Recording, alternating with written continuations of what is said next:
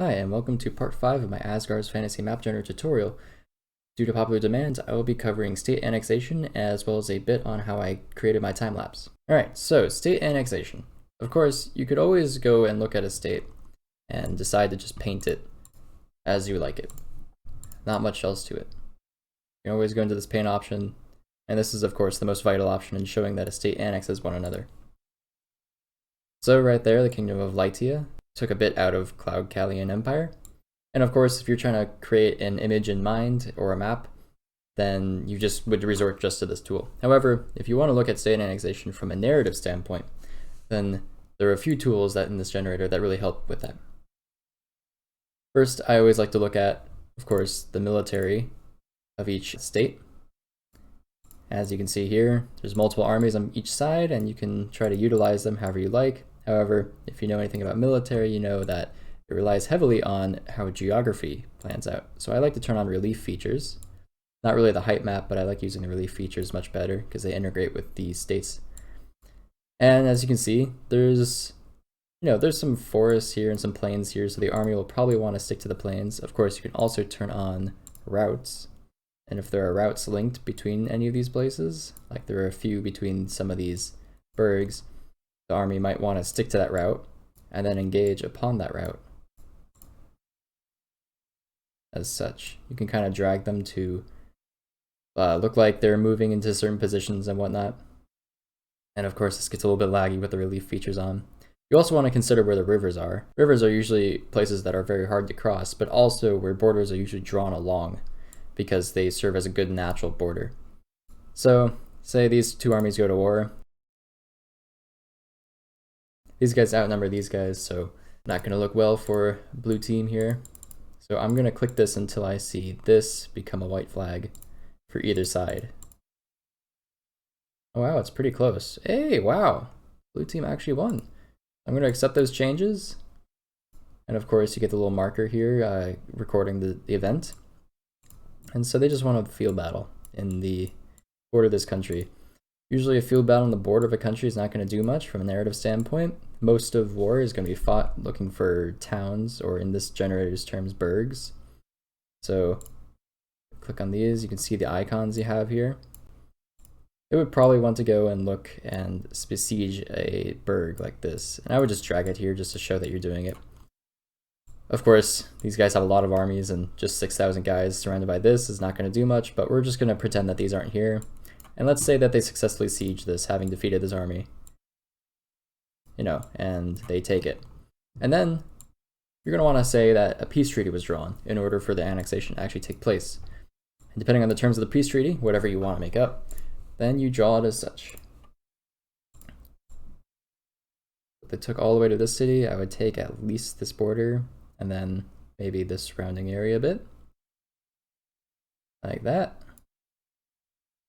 Accept changes, and boom. You have a war, a state that annexed another, and a whole story behind it. You even have a marker that records some of the event. Additionally, say the state had not been taken yet, the treaty hadn't been drawn up. Another feature I really like is the zones feature. And I can use this to show conflicted areas.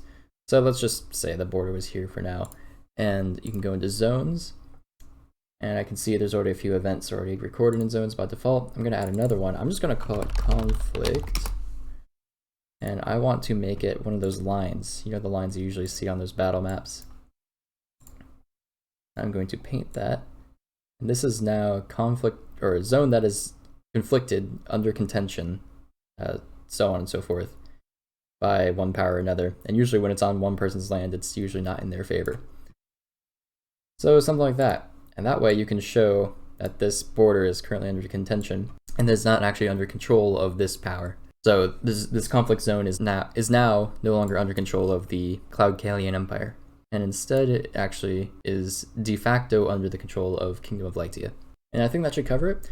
Obviously, from a narrative standpoint, you want to create a story about it. So say maybe the general of this army defeated the general of that army, or maybe they knew each other, or the king of this kingdom doesn't like the general that he won the battle because that means he's popular. Plenty of ideas to be thrown about, and I always like to draw on real history myself. So, alright, now I want to give you a little insight into the process of how I created my own time lapse. This here is a freshly randomly generated map. I did not use a randomly generated map for my time lapse. I actually drew my own map and manually created everything about it. But for the sake of simplicity and time, I'm just going to stick with this randomly generated map and see just how I might approach it.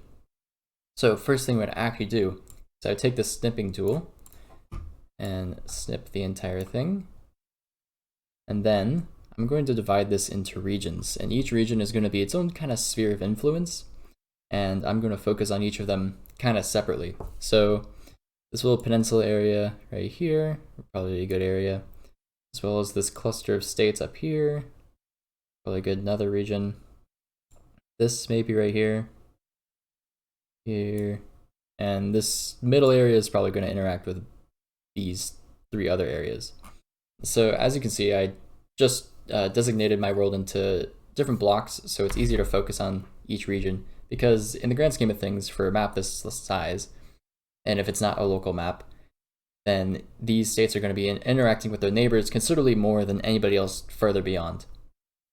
So with that all set out, and that was just for visual display, I actually do use this snipping tool, and what I usually do is when I edit the border of a country, I'm going to strike it out. And basically, I want this map to be mostly red lines when I'm done with it, meaning that there's been a lot of change since the first picture. So with that out of the way, let's go and look at an empire. Let's look at the Stockian Empire. So as you can see, Stockian Empire is quite large. I'm going to try and find their capital, which is Sandrek. Yep, that's their capital. So with the capital, I like to record all the information I know about this country from a narrative perspective. Additionally, I also like to put a list of known rulers, known leaders, so on and so forth. As, you know, just putting down the leaders from a historical standpoint, I think it's a very good practice. So I'm just going to label this leader 1 and leader the 2nd, so on and so forth. And I'll usually put a dash, and I'll put like the year that they ascended to the throne. This way I leave ages ambiguous, and I can further fix that down the line, as well as gives me a good scope of how long a leader ruled for. And then I will record a brief history, as well as additional notes of this country, or this empire. Now, whenever I come back to this region, after editing other regions, I can go and hover over this, and I can see where I left off with this country, when its last leaders that I made up were, and you can, you know, the history so far for this country. And I don't record literally everything, but, you know, the most significant stuff. So the Stockian Empire is, you know, we'll just say, we'll simulate a war between the Stockian Empire and the Duchy of Bringia. Of course, like I did previously, pull up militaries, see compare strengths. Then once you have that, then you paint the states accordingly. And I'm just going to skip all of that and just paint the state. Especially if you already want the war to play out in a certain way, I kind of just will go ahead just painting the state because I already know how and why the war went the way it did. So these guys are going to take all the way up to the river because that's a good natural barrier. Accept changes. And it wasn't that big of a war, it seems, because it wasn't that much of a territorial change. Nevertheless, I might note the war down in theirs, or I would probably note it down in the Duchy of Bringia. Probably because that was more significant for them because they barely have any land left. And then I would change that on the diplomacy scale as well. These guys are already hostile to each other a little bit anyway. And then after that, I would mark that little area right here on my picture. And then I would move on to somewhere which doesn't have as many red marks. So if I start marking up, we'll just say like land is taken here, here, and here. I would consider this region now done.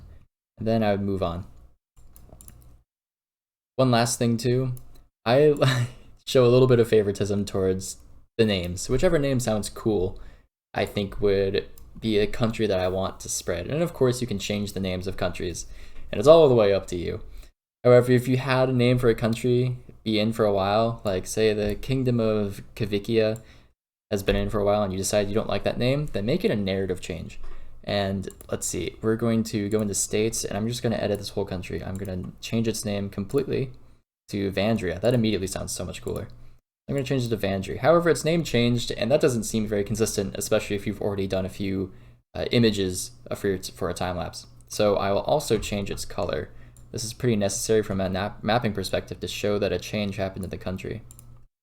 Now they're a completely different color, and it could have been for a coup or a simple change in government, and just build that from a narrative perspective. And now you've got, it's essentially its own completely new country.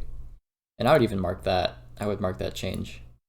And yeah, so everything that you do is pretty much a narrative change, and just come up with a good reason for it. And it doesn't have to be, a terribly complex reason. It could just be that the villagers of one village hated the others, so they got their lords involved, and that escalated, and so on and so forth. And yeah, and always be sure to keep track of the date that you would like to use here, as when you change that, it also influences or changes the markers that result from when you do battles and stuff.